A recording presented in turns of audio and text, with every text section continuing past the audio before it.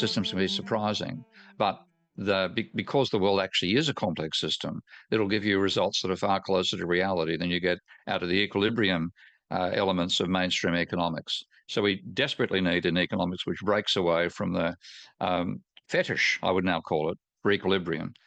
The P&G senior managers from America walked away thinking, what on earth is happening in China? These are competing companies, but they are collaborating with each other. I remember going to the State Planning Bureau, and basically the World Bankers question was, so, now we have the market economy, why are you still here? And they said something that we thought was funny at the time, because what the answer was, well, in the old days when prices would go up, we would tell people not to put up prices. In the new days, now, under the market economy, when prices go up, we're going to ensure that supply will go up. Economics models a state of equilibrium. Complexity economics models what is out of equilibrium. China deals with complexity in a different way from Europe, by taking the long view and by combining competition and cooperation. Good day, everybody, to the next series in a Cosmolab talk. Today, we are going to talk about economy, or the economic paradigms that we hold, and whether they are still viable or whether there are alternatives out there. And if there are, what are the implications, for example, with our relationship with China? To discuss these matters, we have invited three excellent speakers. First, I'd like to introduce Steve Keen. Steve is a conventional economist by training, and then saw the light and is now building a platform to bring complex system economy to the world, to the light, and focuses in particular, I think, recently on financial flow modeling and what the implications thereof are. I think Steve is currently residing at the UVA in Amsterdam.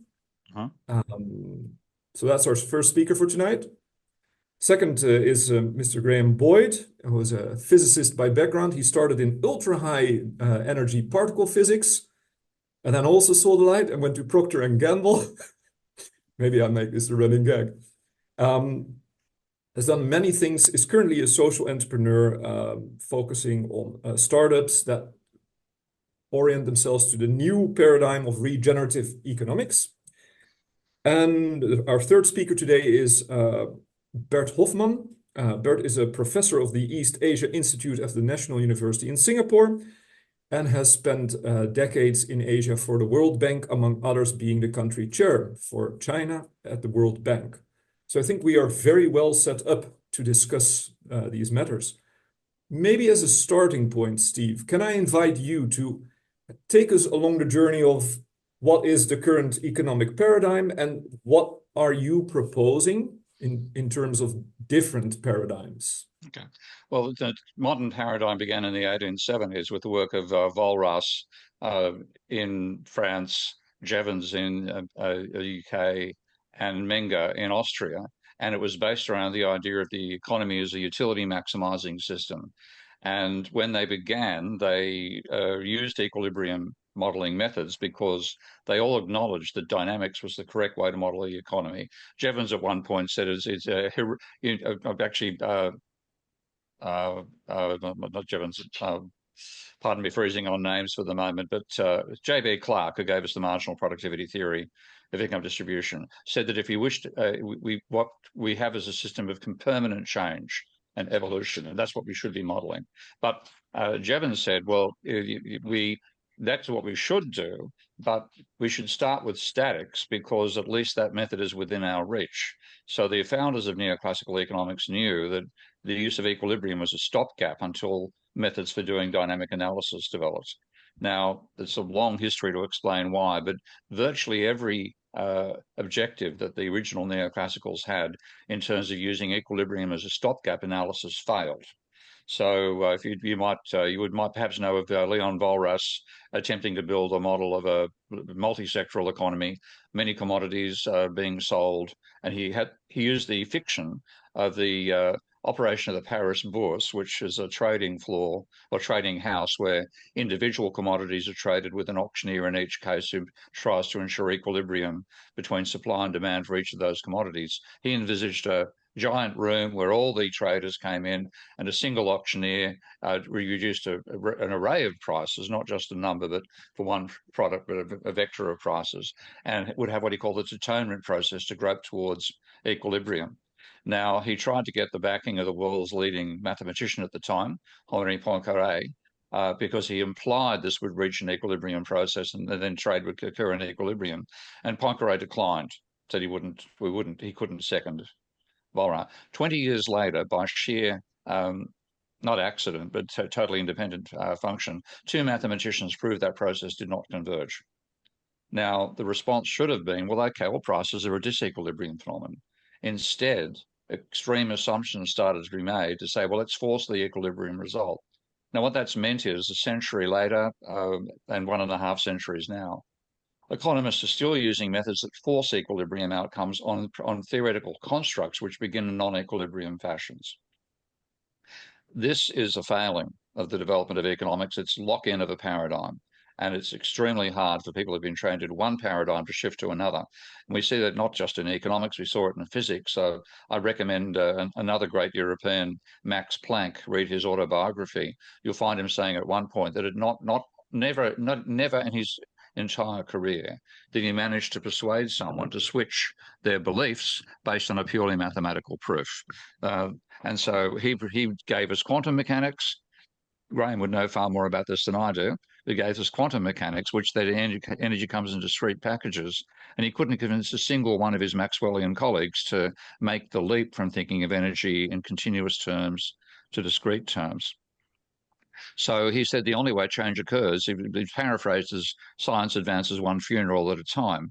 But the statement actually was that a new idea succeeds not by convincing exponents of the previous idea to change their minds, but a new generation grows up which is familiar with it, and you have generational change. That hasn't occurred in economics because the paradigm contradicting experiences in physics are permanent.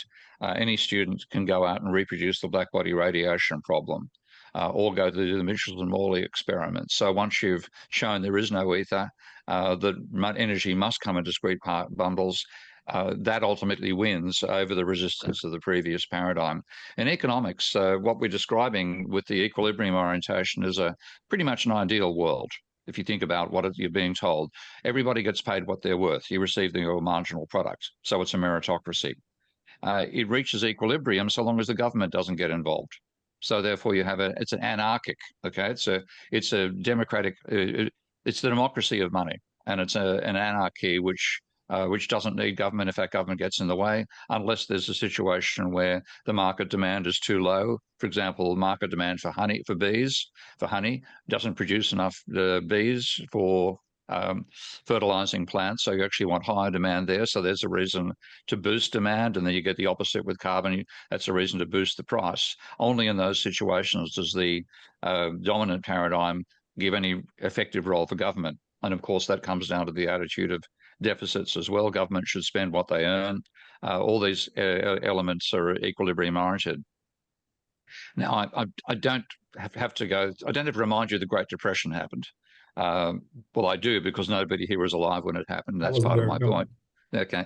I don't have to remind you the global financial crisis. Now, none of that shifted the nature of mainstream economics.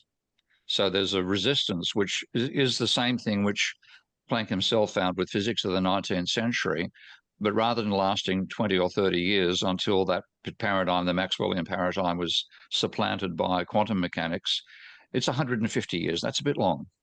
So if we're going to get change, we have to say, what is a different foundation on which to do economics? And the mainstream paradigm teaches you that you'll have to learn microeconomics before you can understand the macroeconomy. And that was originally just a foundational bias of the school of thought. It began with the idea of supply and demand. The very first supply and demand diagram was drawn by Marshall in a footnote to his principles back in 1890 to 1920. That's the range of various editions of the book. And that paradigm is false. Okay, you can do empirical research has found that the supply curve doesn't have the shape the textbooks draw. The demand curve has been contradicted by a logical argument, but it's still the paradigm, and they still think you should build macro from that. So what I'm showing is you can actually start with macroeconomics itself. You don't need to do micro, particularly neoclassical micro, which is fallacious anyway. You can build macroeconomics directly from macroeconomic definitions. And that's what I'm enabling with my software package Ravel that I will be mentioning and showing when I give a more formal presentation. But that gives you a system which is non-equilibrium, and it falls directly out of definitions. You can only, and very simple assumptions about how one system state relates to another. Realistic assumptions, and then you add more realistic assumptions, add more elements of the economy, you get complex cycles out of the economy, and those are the ones that I use to predict the global financial crisis before it happened, because the real world was displaying behavior of a model that I built in 1992. And when I saw that, I think, okay, well, that's, if the real world's doing what my model does, the end result of my model was a crisis, and that has to be what we're coming into. Mainstream economics said it was going to be. They were telling politicians, and I'm sure there are hopefully some in the audience would remember this experience, what a great year 2008 was going to be. Go out and take credit for your good economic management. And then, of course, any politician who did that found themselves being torn to shreds by journalists saying, you told us it was going to be a great year and it's a crisis. What the hell did you get wrong? And some of them went and bashed up the economists that told them that bad advice. But economics as a whole has basically forgotten about it, like they forgot about the Great Depression. So you really need to start from a new foundation, which is incontrovertible. And this was a major idea of the development of what they call the micro foundations approach to macroeconomics. They thought if we all agree on micro, we can therefore derive macro from micro. Now, that was wrong in two ways. First of all, the micro is wrong. And secondly, you cannot derive a high level of analysis from a lower level. If you could, a sensible exam question in a biology exam would be, please take these chemicals and create life. Okay. Now, of course, that's absurd. So you don't try to create biology from organic chemistry. Biology is its own discipline. You have to learn the principles of that. The same thing applies here. Macro is not derivable from micro, even if the micro is correct. So you have to start at the macro level. And then when you do that, you get what are called emergent properties. Now, I'll finish by mentioning one that I found in my very first model, because I took a cyclical model done by a man called Richard Goodwin of an economy with just basically two social classes, workers and capitalists, workers demanding wage rises with a high level of employment, and that gave you a cyclical system where the cycles continued indefinitely. It lacked a financial sector, so I added a financial sector to the model. And what I expected to see was something predicting a future crisis. But what it also predicted was that the cycles in the economy prior to the crisis would diminish. So if you're looking just for economic stability, you'd see the growth rate is fluctuating less, converging to what looks like an equilibrium growth rate, wage shares settling down, employment, et cetera, and then suddenly it started to get bigger cycles, and finally had a collapse. Now that, in technical terms, ended up being a particular manifestation of what's known as Lorentz equations, which describe the motion of a fluid under a temperature gradient. And there's a particular solution to that called the, again, I'm suddenly forgetting, Pomo-Maniville. It's called the inverse tangent route to chaos. What would happen with the fluids is the flow would go from being turbulent towards laminar, smooth, so fluctuating towards smooth, and then suddenly start fluctuating on the other side. And so that's what I found. The economy has that characteristic. And once you do that, it said what it tells you is you cannot ignore the level of private debt. That's what caused that transition. And in the model, even though this is what's called an emergent property, I simply had workers receiving wages and spending them, doing nothing active in the economy. All the borrowing was being done by firms, and firms would borrow money if their rate of profit was higher than their target rate. They would borrow money for extra investment. If it was lower, they'd pay it off. So I expected the dynamics of the model to affect the profit share. In fact, the rising level of private debt caused a falling level of wages share of GDP. Now, when we take a look at the data, that's actually what happened as well. So this is an emergent property. I did not build that into the model. I was surprised when it happened. The conclusion of the first paper I wrote was actually focused on that particular phenomenon. So complex systems behave in ways that seem counterintuitive. You have to dive in and say, why is it that the firms are doing the borrowing, then a rising level of debt causes the workers to lose income share, not the capitalists? That strange sort of thing. So complex systems can be surprising, but because the world actually is a complex system, it'll give you results that are far closer to reality than you get out of the equilibrium elements of mainstream economics. So we desperately need an economics which breaks away from the fetish, I would now call it, for equilibrium. And I think any politician listening to this would know that equilibrium has not been a major facet of their lives for the last 3 decades. So it's time to learn how to think in non-equilibrium ways, and that leads to complex systems analysis. Thanks, Steve. That was a lot to unpack. I think what I take away is you talk about some of the fundamental assumptions that are under classical economics, and your observations that we observe non-equilibrium, right? So the equilibrium curves that you talk about, they are not there. And in particular, you start to see emergent properties, which I think, relate to the complex nature of a system. And maybe for the listeners, in a simple example, what is, in your words, is complexity, and how does it relate to economics? Maybe if I use an example, if I think of An Inconvenient Future by Al Gore, right? You kind of see a very horizontal line of CO2, which seems like an equilibrium. And then there's this famous hockey stick curve that goes up, which seems non-equilibrium and maybe also even non-linear. Yeah. Is that what I should think of? Non-linearity is the main thing that gives you complexity. And the world is non-linear. And some of my colleagues refuse to use the word non-linear because they say it's like saying a non-elephant elephant. All elephants are non-linear. There's no such thing as a non-elephant elephant. So every system is non-linear. And what that simply means is that various system states are multiplied together. So in terms of economics, one of the simplest ways that happens is that if you look at distribution of income, then that involves, in terms of what workers get, it's the wage level times the number of people employed. Now that's if you have a system where they are both variables, the number of workers employed and the wage rate, then you've effectively got a quasi-quadratic. Wages times labour is 2 system states multiplied together. And therefore, when you get a boom going on, the rate of growth of the workers' share in a simple model rises faster than is expected by capitalists or firms who are doing the investing. And that then means that when they get to the peak of the cycle, they're actually getting lower profits. So then they disinvest, and then you have a cycle going in the opposite direction.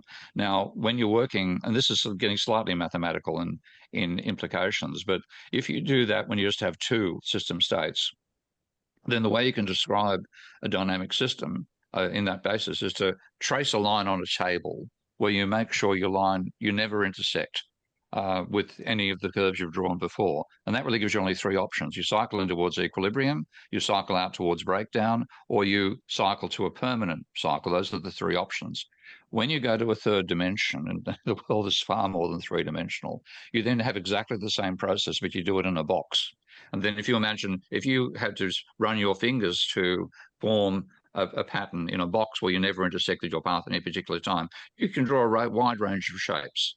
So moving to the simple act of realizing that your system is nonlinear, and that falls out of definitions, and it is more than 2 dimensions, then you get complex behavior. And any argument says equilibrium is where things happen is going to be wrong. To finish with the simplest possible nonlinear model was done by Lorenz when he modeled turbulent flow in fluids in 1963 in a paper called Deterministic Aperiodic Flow. And what he was trying to do was to explain to his fellow meteorologists that the major interactions that matter in the weather system are nonlinear. So you have temperature gradients, which interact with moisture levels, which interact with wind speeds, and so on and so forth, but in nonlinear ways. And they were using linear techniques at the time. He ended up with a system with just 3 equations and 3 constants. So as X, Y, and Z, your variables, and A, B, and C, your constants.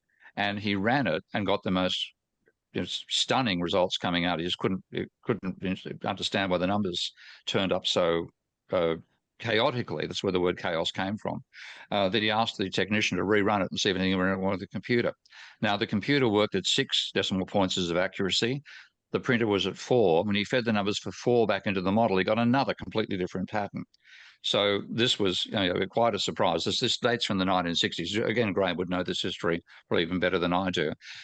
So what he then when you looked at it and analysed it, you found the system had 3 equilibria, all of which were unstable.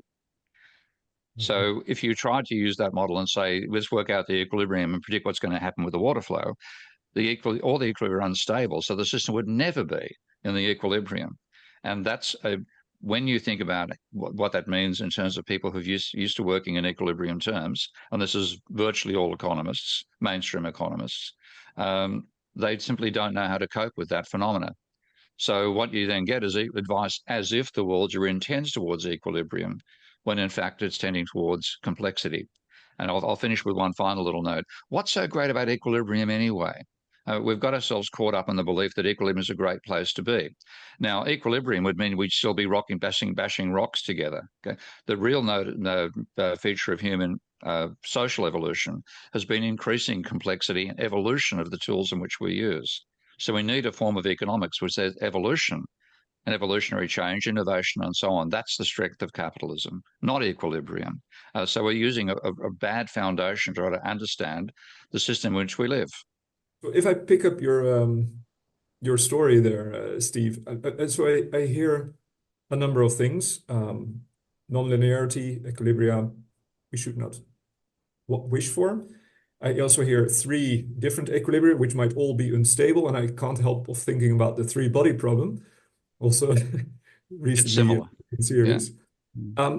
Maybe, Graham, can I invite you to reflect on this the complex system thinking in economics and what that has to do with ergodicity and also regenerative economic systems?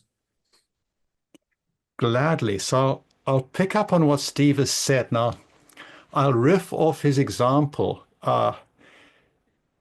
If life wasn't a non-equilibrium system, it's not that we'd still be bashing rocks. We would still be rocks. Touché.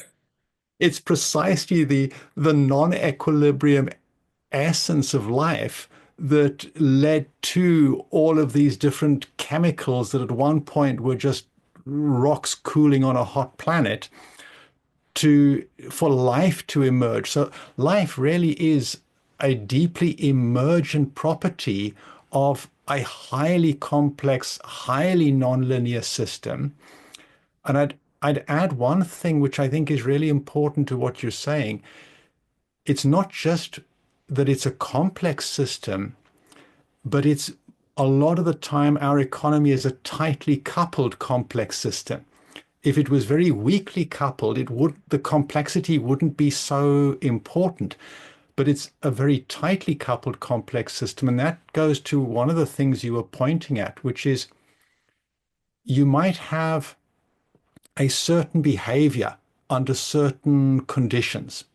Let's call them pressure, or let's call them money supply, whatever it might be, or debt, for example. And you would think if it was loosely coupled, weakly coupled, and simple or not very complex, you might think, well, if we halve this side of it, we'll get half the output at the end. If we double this side, we'll get double the output. Well, in a highly complex, tightly coupled system, if you double something, you may end up not doubling the output, but taking the output down to 0 or down to negative, something completely different. And now my side of the table, as it were, is how do we put this into practice? What does this mean when you are a founder trying to start up a business? What does this mean for you when you're an investor about to invest in a business? And in particular today, where there's growing awareness that we simply cannot continue with business as usual, we're stepping deeper and deeper into a polycrisis. We have to step into a new paradigm. And one of the things that I find encouraging, and I'll come to the whole question of complexity, ergodicity, and so on in a moment. But one of the things I find very encouraging is that the more that we look at what does complexity mean, what do emergent properties of complex systems mean, what does it mean for us when we say that the economy, pretty much everything in life is non-equilibrium, what I find encouraging is that we already know this. People have known this and people have learned how to thrive in a highly complex, tightly coupled, emergent complex system, which is what life is. People have known how to thrive in that ever since life began on Earth. Life has done a superb job of this for 3.7 billion years. We don't need to look beyond what we see in traditional societies and in life itself, biomimicry, to come up with. All four of us have aged as well. Yes, exactly. To come up with ways of building a new paradigm economy by borrowing from the old. And I'll give two examples of what I'm talking about. And Bert, you may be a good person to play with these two examples when you speak next. But when I was a manager with Procter & Gamble in China, in typical Procter & Gamble American business model fashion, we would set up our Chinese suppliers to be in competition with each other. After all, business schools teach us, because neoclassical economists teach us, that pure and perfect competition is the best solution to all problems. And there was one occasion when we went down to visit three key suppliers, and they were all working on P&G's non-chemical products, in other words, electromechanical devices. And we went to the first supplier and we were having a good meeting with their executive team and their technical team. And at one point, their CEO said, "Oh, by the way, so-and-so down the road was having a serious problem with this other project of yours that you gave to them to do. And they were falling way behind schedule, putting your launch plans at risk. But don't worry, we sent our best technicians down to them and they solved the problem for them." And the P&G senior managers from America walked away thinking, what on earth is happening in China? These are competing companies, but they are collaborating with each other. And this is one of the key things that we need in this new approach, is the recognition that competition and collaboration are not opposites. They're actually two distinct dimensions of a two-dimensional space. And nature often sits at high competition and high collaboration. If you think of, for example, you might have a springbuck, a lion, grass, and the dung beetle. Well, the springbuck is eating the grass, so you might see that as pure competition. But when you zoom out and you look at all four of those species as being expert in what they're doing, nature itself has developed a very high level of collaboration across all four of these expert species. It's because of that collaboration that life itself is anti-fragile. That is what life is. That level of high collaboration and high competition is what enables life to thrive despite relatively hostile threats to the entire system. The other story I wanted to put in, which again, Bert, you may be able to build on, the Hanseatic League, which some regard as the most successful economic trading arena block in recent history, well, let's say modern human history, let's say 10,000 years. The Hanseatic League, the merchants would send out their ships, and at the level of maintaining all of the ships so that every time all merchants could send out ships, there was a high level of collaboration.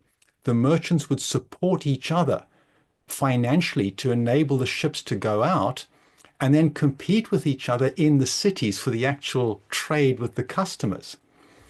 So the first key message is the new paradigm we need to get out of the mess we're in is not something that we have to invent from scratch.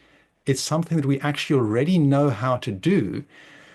And people who have not studied economics, who have not studied statistics 101, tend to take decisions intuitively that align with how the world actually works as a complex emergent system, which is different to the statistics that economists use and therefore business schools use and therefore startup founders, when they create business plans, use.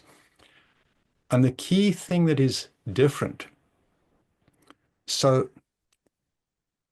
in an equilibrium simple system, when you're a business founder or you're an investor, what you want to do is predict the future. That's the central thing that any business person is doing, any investor is doing. They're saying, if I choose to invest so much money now, or if I choose to invest all of my time as a founder in this business, what is likely to be the outcome 5, 10, 20 years in the future? And the central question there, what is likely, really is the question, what is the typical outcome? What outcome is going to happen 9 times out of 10? The way that we're taught to think only works in the fantasy world of neoclassical economics, where everything is equilibrium or can be forced to equilibrium. And that is, if we sit where we are today and we take an average across all possibilities and then extrapolate that average out over 10 years in our business plan to get a fixed point in the future, that process of calculate the average and then extrapolate the average is a viable way of predicting the future. And that is actually not at all true in the world we actually live in. You know, technically, for people who want to look that up. That's non-ergodicity, right? Exactly. Okay. The world we live in is highly non-ergodic. And any complex system, especially if it's tightly coupled, is going to be highly non-ergodic. What non-ergodic means is that what matters is the path you follow on. The path you actually travel on is what really matters. And slight changes can lead to very different paths. It means that the typical outcome is not going to be the extrapolated average. And the most important thing, and then I'll pause for a moment because I think Steve wants to say something. Yeah, and you've invited Bert as well. So I'm giving a simple example of what Graham's talking about.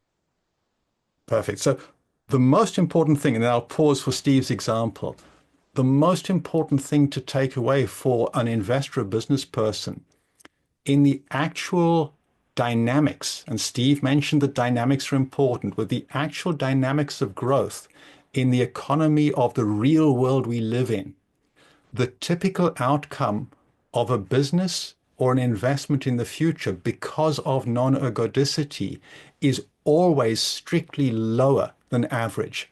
So the key message is basically we build businesses that are designed to perform below average. And I'll hand over to Steve for your example, and then I can unpack what that means in a moment before handing over to Bert.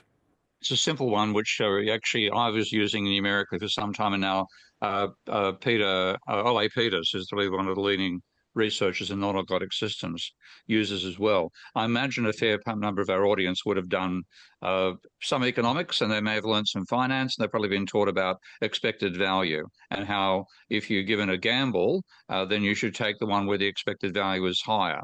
So if you are offered a gamble where you have bid €100, and if you have a coin toss, if it comes up heads, you get 150, comes up tails, you get 60.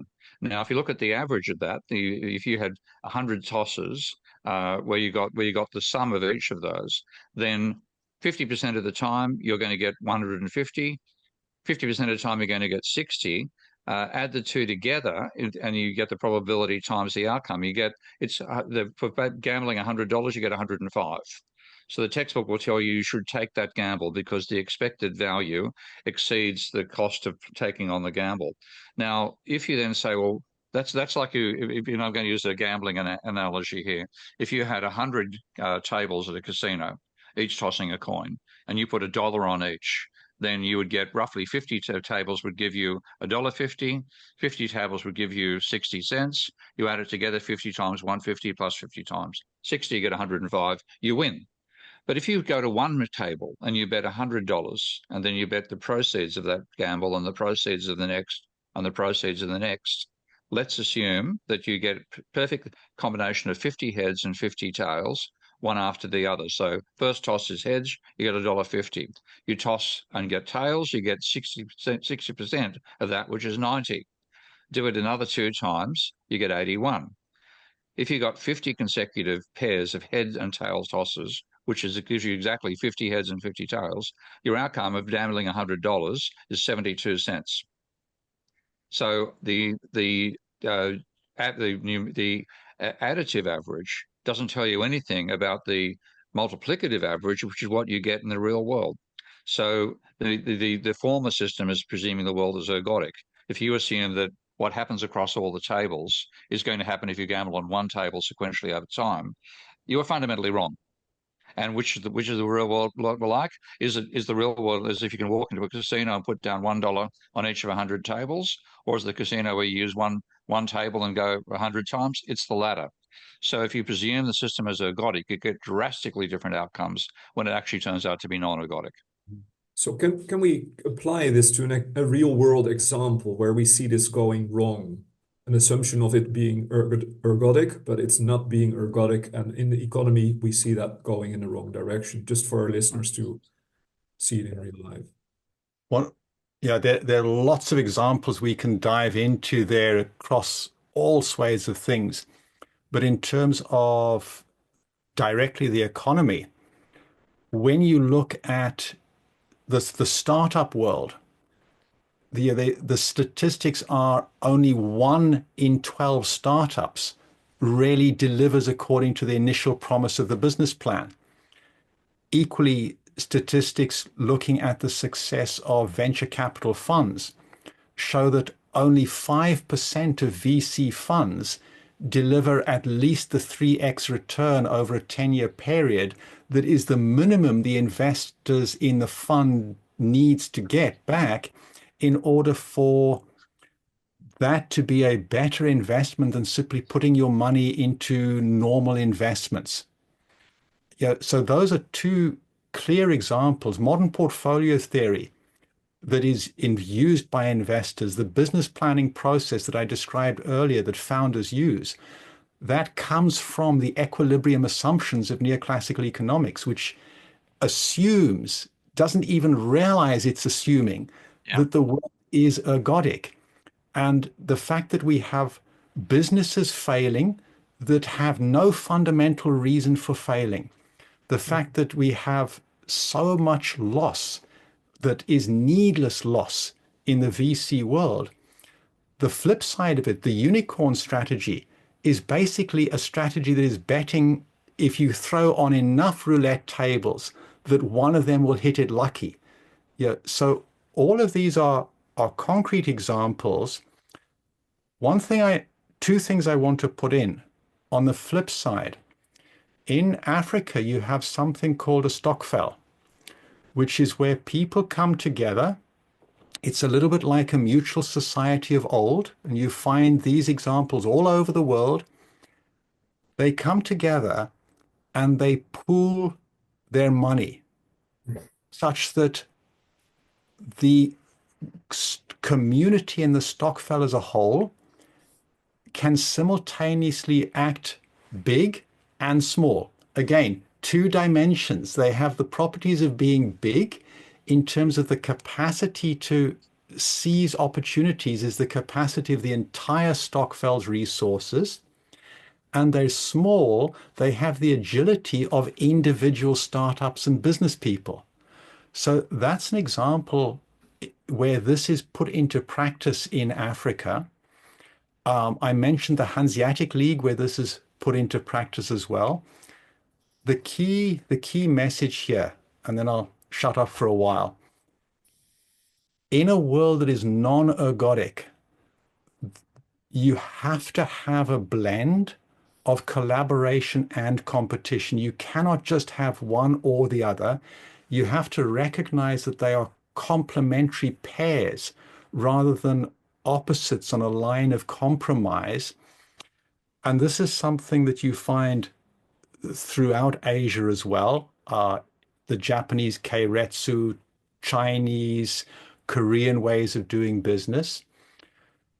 I might just add one critical element of where economists have presumed ergodicity when it doesn't apply, and that's how they've measured the expected damages from climate change. So Yes. what economists have done is assume that the variation of GDP with temperature across the planet now can be used to predict the impact of climate change. That has drastically underestimated the threat that climate change is to human civilization. I think that's a very interesting point we might pick up later, but I'm really curious to hear Bert Hofman. We've just had a thorough grounding in why classic economics doesn't work. But let's take the examples from China and see, well, how do you reflect on that, Bert? Well, as a more classical trained economist, I apologize for all of the bad things that economics has done. And it's interesting because when I was young, I did a lot on chaotic systems and thought them absolutely fascinating. But in the end, they were rather an academic exercise. And unlike physics, unlike other things, it was more of curiosity rather than reality. I think reality is the good thing is that economists don't run the world. And if you think about policies and systems, it is really that the academic economics, of course, informs that debate, but it's not the debate. And I think that's where China is really interesting, because they quite often take a very different take on how to look at the different strands of economics, because I would call it different strands of economics rather than saying this is orthodox economics and this is new economics. There's different thinking. And I loved Steve's introduction saying that, look, we went one way because the other way was simply too complex and we couldn't deal with it. I think that is by and large right. And that's very unfortunate, but it also means that you have to be very modest in thinking about, well, what kind of tool does this actually give you? And I find that, and I'm interpreting now, but if I look at China, that's really something that I see. First of all, I mean, China is seen as a great development success and great rapid growth since 1978. But the first question you should really ask is, well, why was China so poor in 1978? That's a huge question. During the Song Dynasty, they were on the top of their game. They had the best technology. They had the best commerce. They had the best agriculture in the world. And 3 centuries later, they're basically no longer existent. They've been overtaken by the West that has industrialized and gets to the Industrial Revolution. Now, there's a huge debate on it. I think Joe Mokyr will one day get a Nobel Prize for that debate. He does it very eloquently. But it's the Needham question. Why did China miss it, the Industrial Revolution? And it is, if you want, very profoundly has to do with many things, but among others with ways of thinking. And ways of thinking where China, for better or for worse, from its governance structure, valued much more the stability aspects rather than the revolutionary aspects, the tradition rather than the what if thinking that the if you want the Enlightenment brought to the West, and no matter how imperfect that was in the end, but it's this thinking in the abstract, deriving from abstract theory, then testing your theories, and then finding something that in the end is useful. That was not a tradition in China.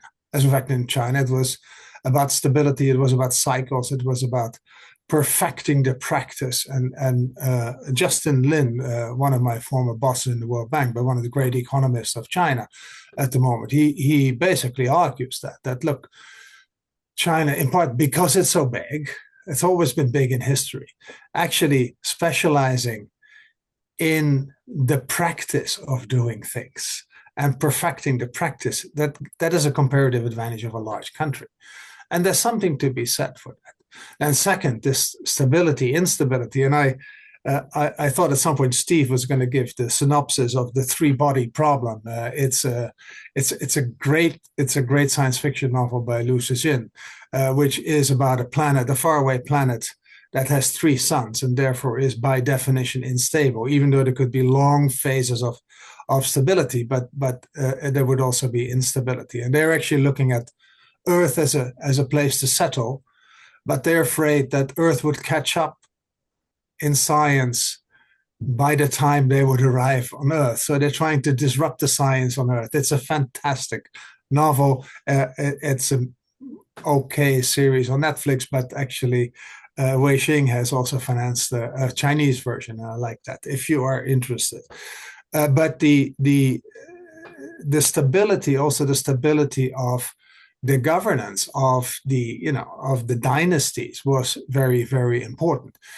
Quite different. Stability doesn't really occur in economic analysis in the West, as Steve Keen said. Basically, we don't realize we're out of equilibrium until we have a crash, until we have a crisis, until China, the way I experience it, is keenly nervous about that.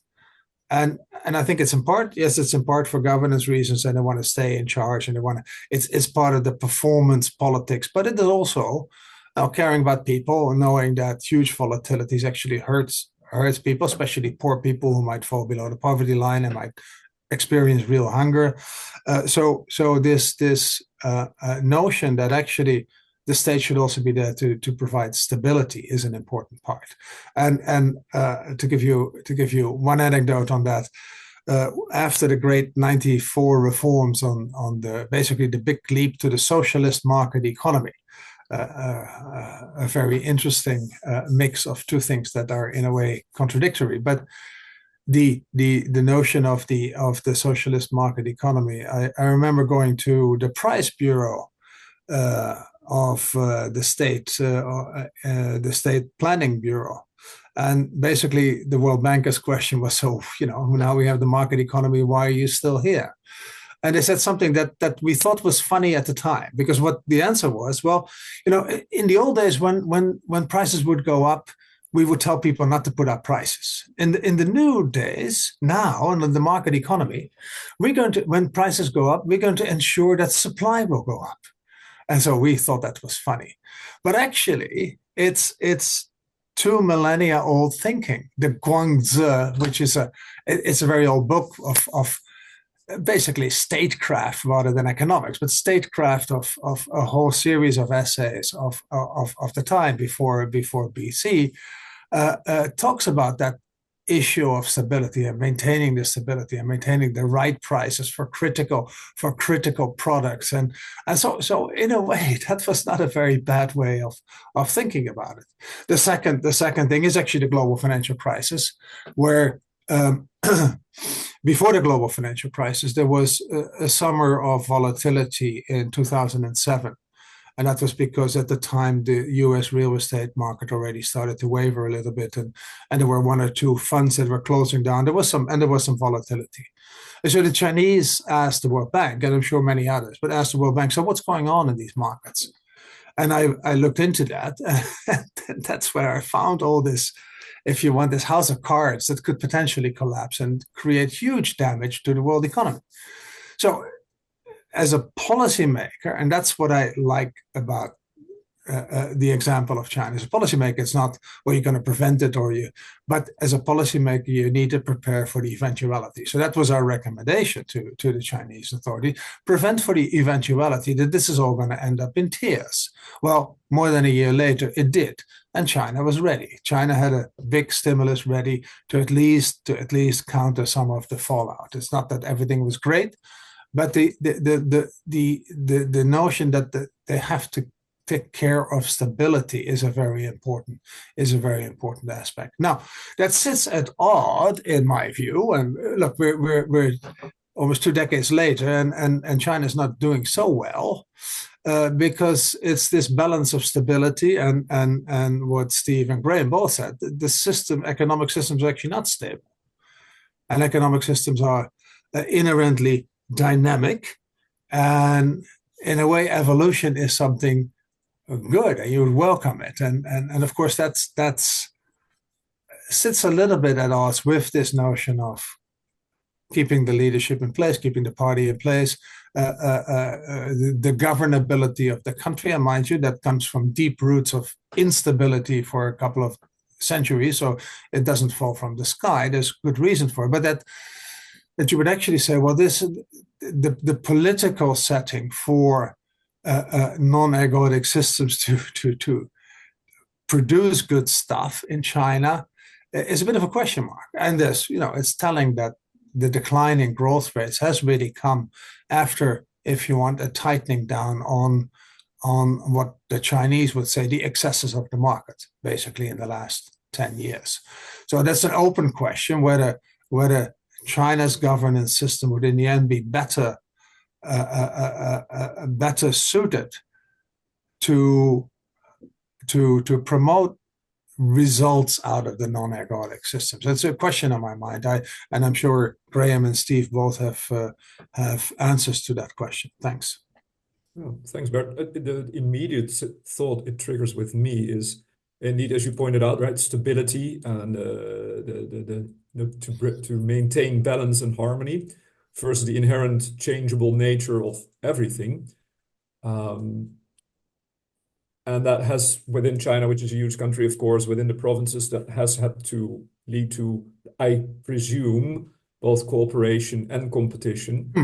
But if we now kind of zoom out and then look at the bigger picture, right, where we have a US which is going to be great again, and seems to be very protective of its own market, and Europe, which is going to be open and strategic and autonomous, and also focusing very much on its own market, and China with its idea of self-reliance, which is also very much focusing on stability of the internal market. How can we link that with the idea of collaboration and competition, and what advice might we wisely dispense here in this call to world leaders in that sense, so to speak? Well, that's a very big jump, frankly. And it's to quote Joanne Lai, of course, it's too early to tell. It's an uncomfortable position for Europe to be in. That's the first thing. Second, I believe that there is a natural cooperation possible between Europe and China, but it takes two to tango. There have been real issues in market access in the past. Second, the notion, and I can understand the notion, but it's not necessarily a productive notion, that China feels threatened and confined and ganged up by the US and its allies, and that has brought about a certain policies and politics inside China that has re-emphasized, because it existed before, but has re-emphasized this independence and self-sufficiency. So the odds on that cooperation are actually diminishing, and I see that some companies, interesting enough, now need China. Some companies, especially the car companies, of course, I mean, they make agreements with Chinese car companies and force technology transfer on the Chinese companies towards the Western company, which has always been the complaint the other way around. But it's actually, one can be cynical about it, but it's actually a way to deal with quite a new, radically different situation compared to even 10 years ago. But it's going to be hard going, because of course Europe still has strong ties with the US, commercially, economically, militarily, and of course also in terms of heritage and shared history. So I don't think that in the end, even a Trump administration, a Trump 2, can destroy that, in my view. So it's hard to see where this will end up. It can go either way. Unstable equilibrium. Graham, Steve, what would you recommend? What could you suggest based on the work you've done? That's one place where microeconomics comes back into play, because one thing I've been doing recently, I haven't actually published this yet, is looking at the actual empirical structure of competition. And what you find, there's about 71 surveys that have been done into the cost structure of firms. All 71 have contradicted what textbooks teach. And the fundamental outcome is that they say that firms have constant or falling per unit variable costs, and set a markup on that for their price. If they make a sale, they take a sale away from a rival, so the price line is actually horizontal. So is the variable cost line. You then find at fixed costs, which are you better build a factory to produce your products, they decline per unit. And what comes out of that is that the profit maximizing strategy is to sell as many units as you can, not marginal cost equal marginal revenue. And that then gives an evolutionary advantage to the firm that differentiates its product sufficiently to be able to provide something that its industry category competitors cannot provide. The classic example at the moment, of course, is electric cars. And that was an advantage which first of all went to Tesla and is now going to Chinese manufacturers, BVD and so on. And so it's evolutionary change, again, to come back to evolution, which is the driving force of success in competition. And that means, in some cases, that large firms make sense. But also it means that small firms see large firms as something to emulate. And the innovation can come from the small firms as well as the large. So you look at how China's behaved on this front, and the large part, and I'm not anywhere near as much an expert on China itself as Bert is, but what you find is that China's actually encouraged a range of competition and collaboration as well, as Graham was saying. And the idea is to develop the overall industry sector and with a nationalistic flavour to it. So they wanted Chinese companies to dominate. They didn't really care which one did, but they made, set up the circumstances where collaboration, like the example Graham gave of, an engineer from one company going to another company to solve its problem. That sort of sense of a national objective combined with individual competition has meant they've developed far faster. The technological rate of change is far faster in China than it's been in America, and far faster again than in Europe. So it comes back to having an evolutionary vision of what you want to achieve in trade and what you want to achieve in industrial policy. And industrial policy matters. Bert was talking about stability. A large part of that stability is to say we want to ensure that vital industry sectors actually exist. Whereas if you have the competitive argument, a large part of that basically says leave it up to the market, let the market provide. And there will be numerous circumstances where the market fails instead to generate that outcome, the 11 out of 12 failures Graham was talking about. So China's got more of a holistic view on that front, and I think that's what Europe needs to adopt. Bert, so you raise your hand, I think?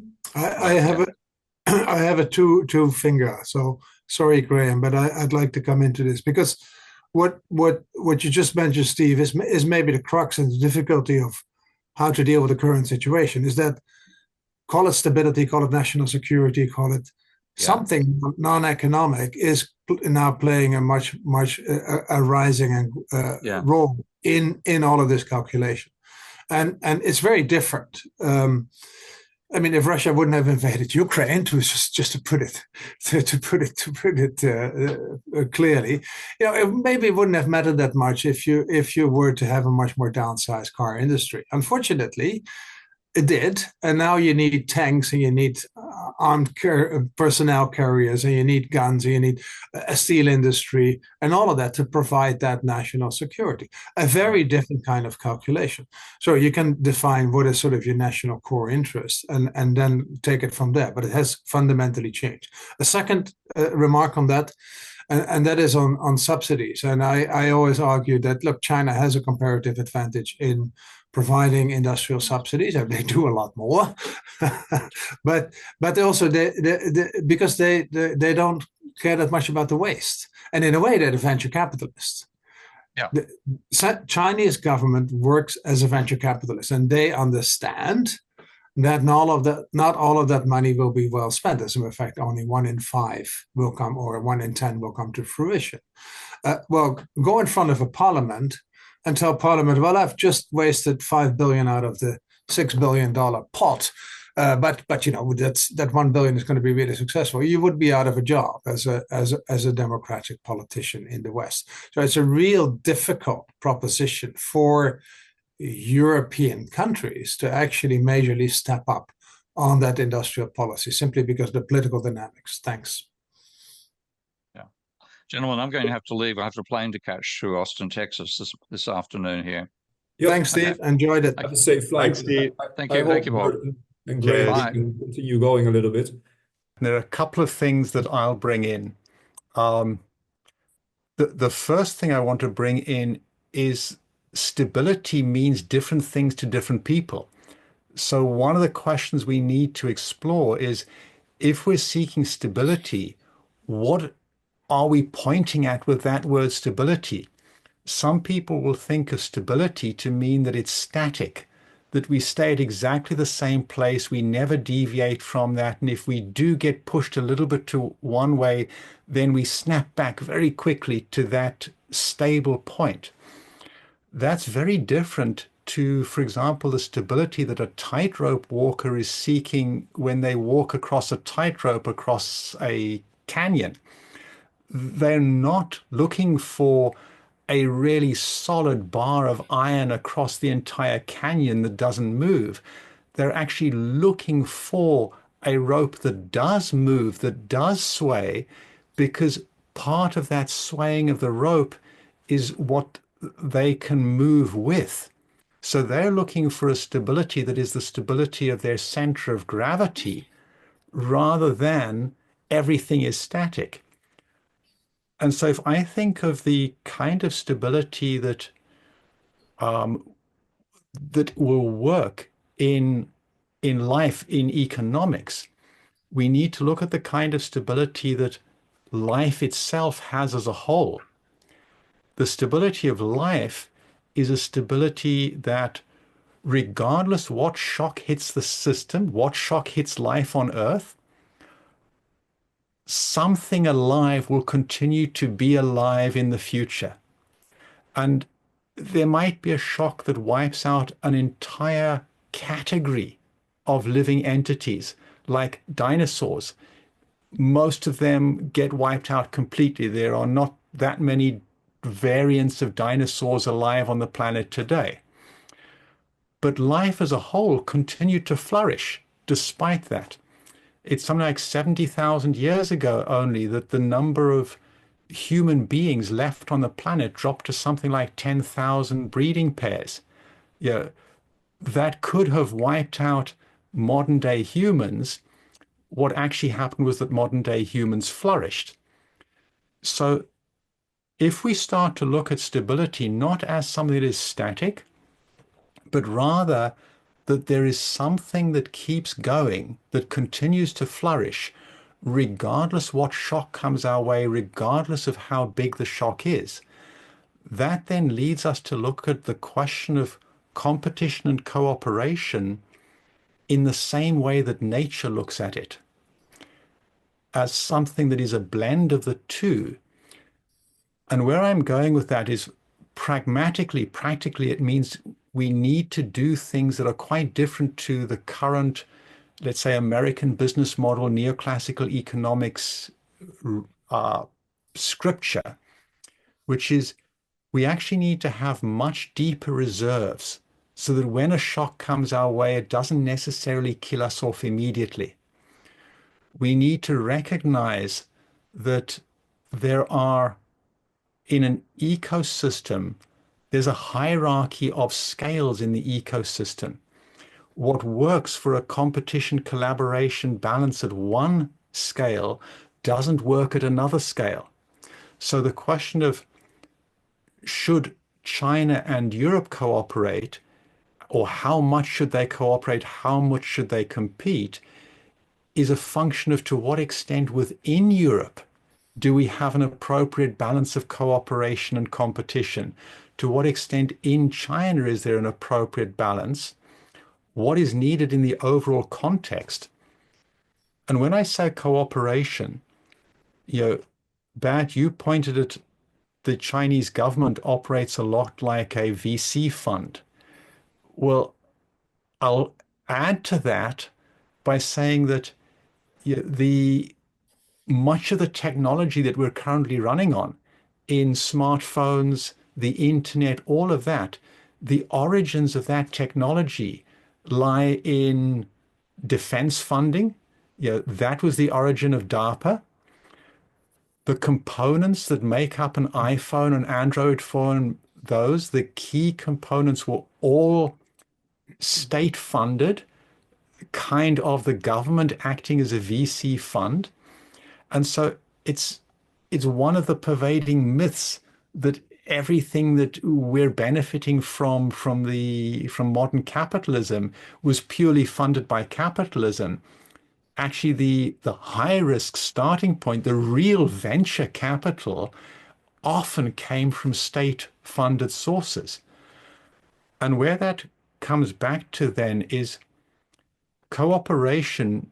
We need to keep in mind that when I talk about cooperation, this is what I would call hard cooperation, hard collaboration.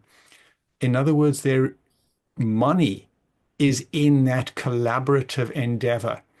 It's things like if you look in the Hanseatic League, if you look how Asian conglomerates operate, the Japanese keiretsu, for example, there is a significant amount of capital pooling or profit pooling, where what that does by a large number of different players pooling their capital, pooling their resources, and using that capital to maximize the opportunities or to maximize the capacity of the entire ecosystem of companies to grab opportunities when they emerge, you make the entire ecosystem highly stable, highly anti-fragile, even though individual members may go bankrupt.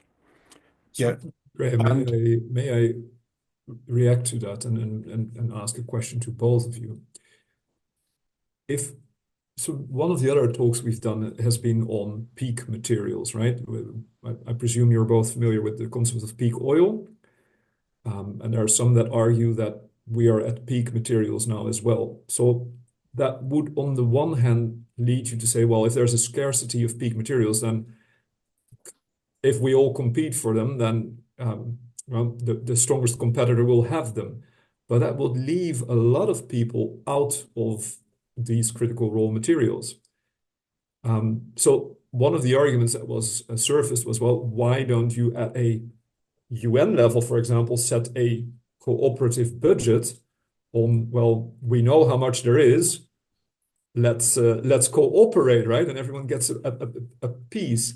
How does that sort of sit in the cooperation at an international level, I should say, and sort of preserving stability? Because I would assume it's not good for anyone if everyone fights for the same kilo of iron ore and only one gets away with it, right? Even if you're the winner, it comes at a significant cost. So how do you reflect on that, right? We are in a closed system that's planet Earth. We're using economy to talk about resources, allocate capital, provide for vital services for our people everywhere. How can we maybe spin this a little bit? I'd like to put in 3 small examples and then hand over to Bert to flesh things out with good detail. The one example is if you look at indigenous communities that live in regions of high hardship, high scarcity. For example, in South Africa, these communities, or all of the ones I know of, have communal usage of things. They don't have individual ownership. And if a hunter goes out and comes back with a springbuck, they don't own that springbuck and decide who gets how much. Rather, the entire group benefits from that springbuck.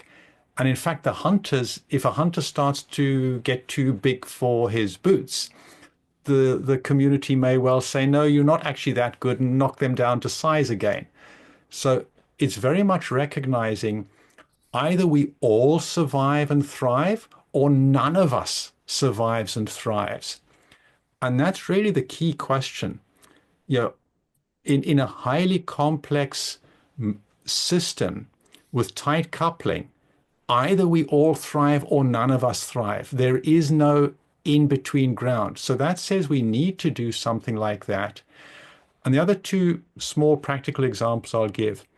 There's a highly successful conglomerate, Mondragon, and they run this kind of fractional profit pooling mechanism within Mondragon, which meant that Mondragon functions like a big 80,000 employee strong, huge company, but composed of a very large number of small companies.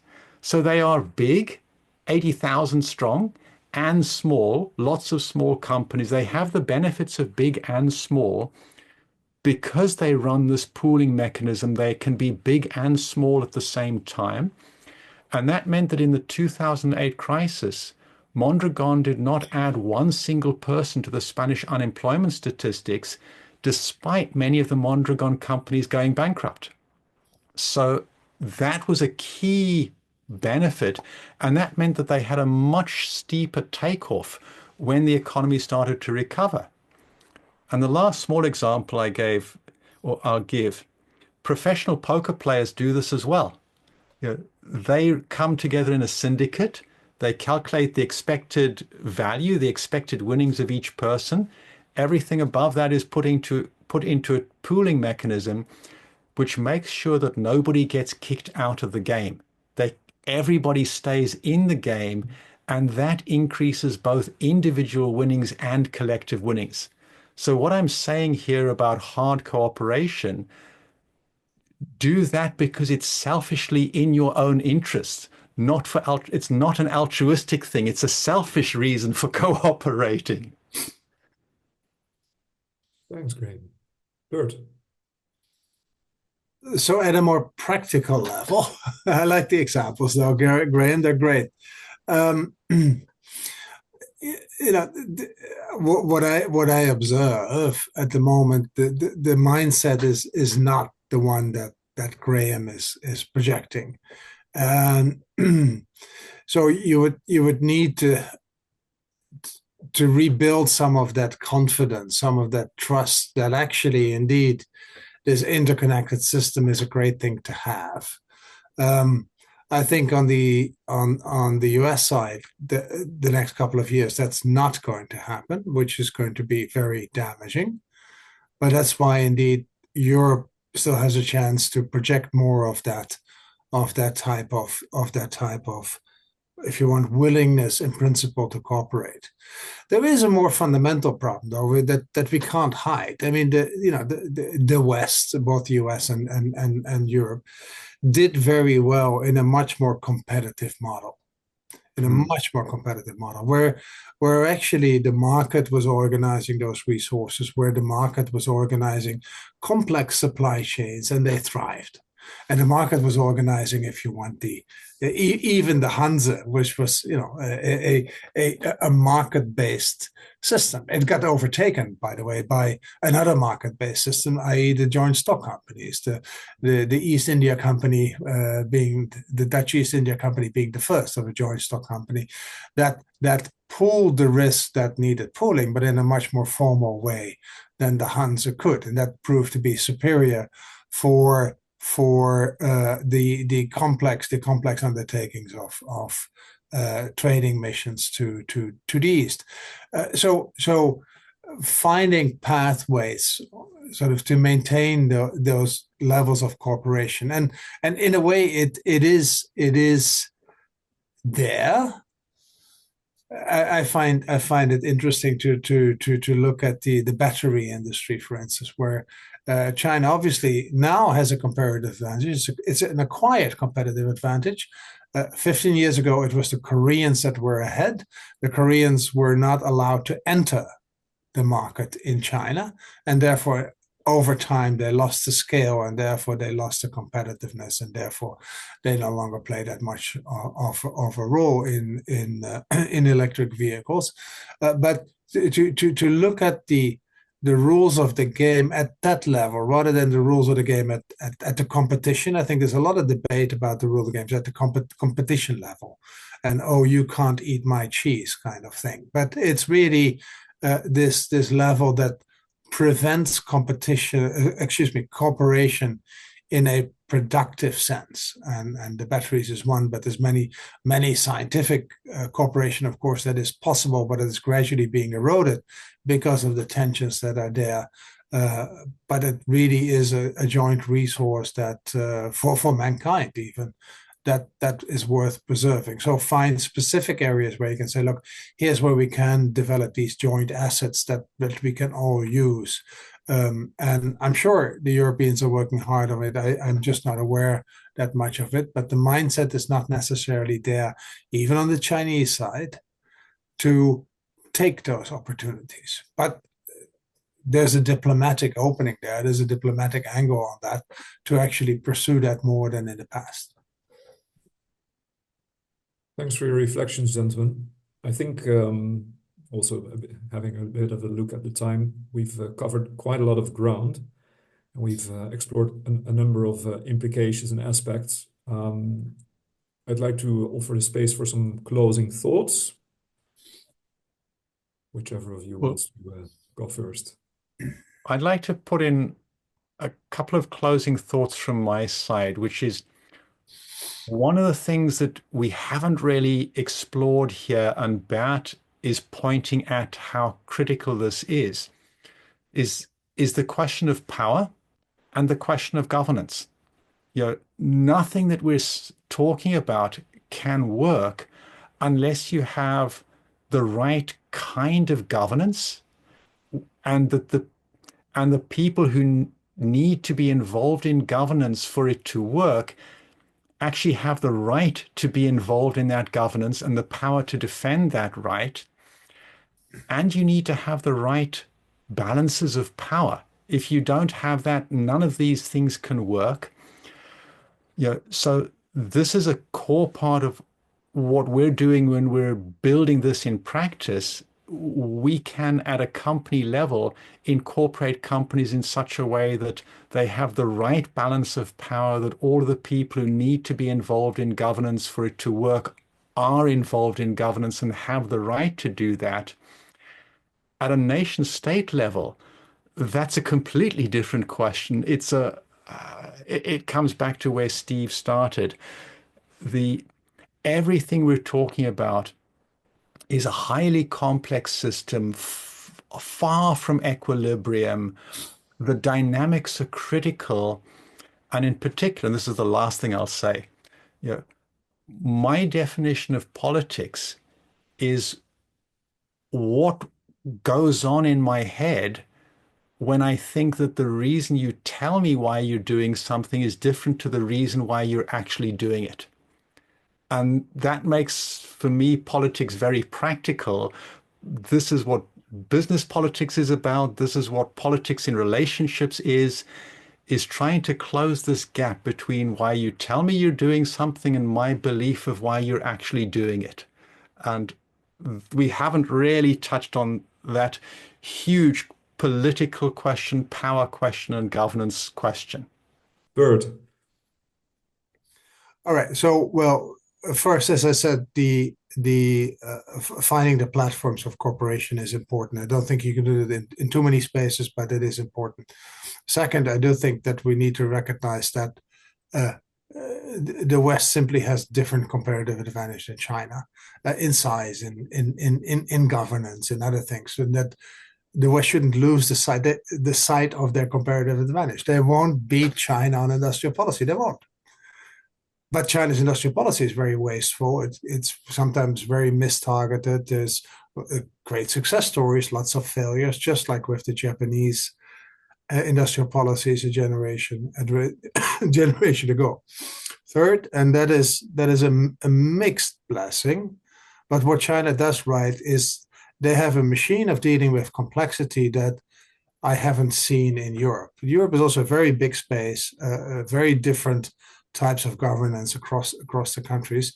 China, if they don't know, they leave it to the provinces or they leave it to the cities and say, you go and find a solution for this. That doesn't seem to happen in Europe, where it is much more an intergovernmental or a European Commission-based type of finding the solution, the technocratic solution, which may in the end be the right one. I have no dispute there. I can't judge, but it's a very different way of approaching problems than a decentralized solution, where basically you empower actors in the different parts of the city, of the system, to find the solutions that might work for the nation as a whole. So I find it a really interesting aspect of China's development. It's less emphasized now, but it's not gone. We'll take that one into account as well. It seems like that calls for some more, let's say, defragmentation perhaps of governance in Europe and empowering different strata to, in praxis, go and find solutions that work locally, perhaps. Anyway, that would open the can for a whole new round of discussions, which maybe at some moment in time we'll do. But for now, I'd like to thank you, Bert Hofman, and you, Graham Boyd, and of course, by absence, Steve Keen as well. I hope he's well on his way to catch his plane. And I wish you, both of you present here, a very pleasant evening. And thank you so much for your contribution to our Cosmolab series. Have a nice day. Thanks, Simon.